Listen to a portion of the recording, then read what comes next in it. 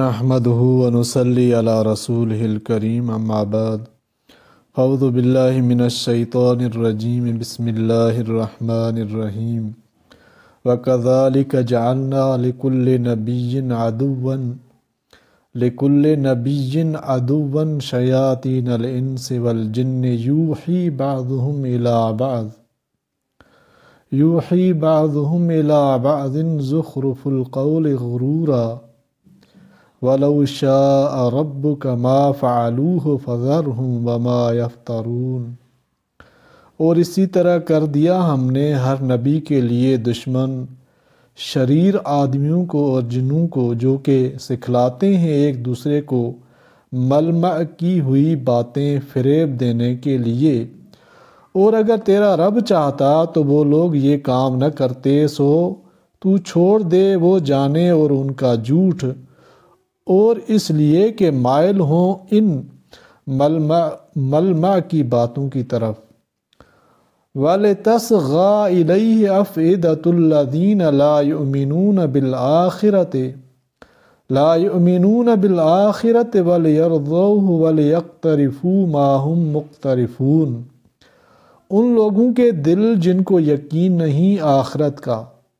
اور وہ اس کو بھی پسند کر لیں اور کیے جاویں جو کچھ برے کام کر رہے ہیں۔ یہاں پر لفظی ترجمہ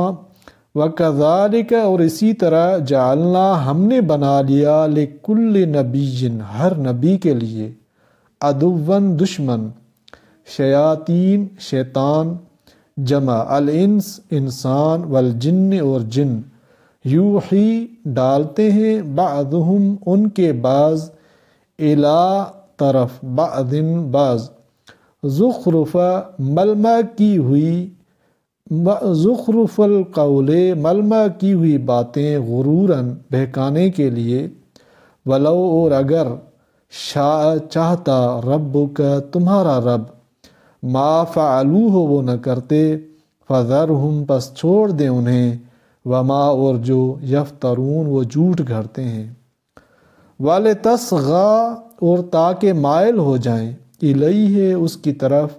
افئدۃ دل جمع الذین وہ لوگ جو لا یؤمنون ایمان نہیں رکھتے، بالآخرت آخرت پر، وَلِيَرْضَوْهُ اور تاکہ وہ اس کو پسند کر لیں، وَلِيَقْتَرِفُوا اور تاکہ وہ کرتے رہیں، ما جو ہم وہ مقترفون برے کام کرتے ہیں۔ اللہ تعالیٰ قرآن پاک کو سمجھنے کی توفیق عطا فرمائے، آمین یا رب العالمین۔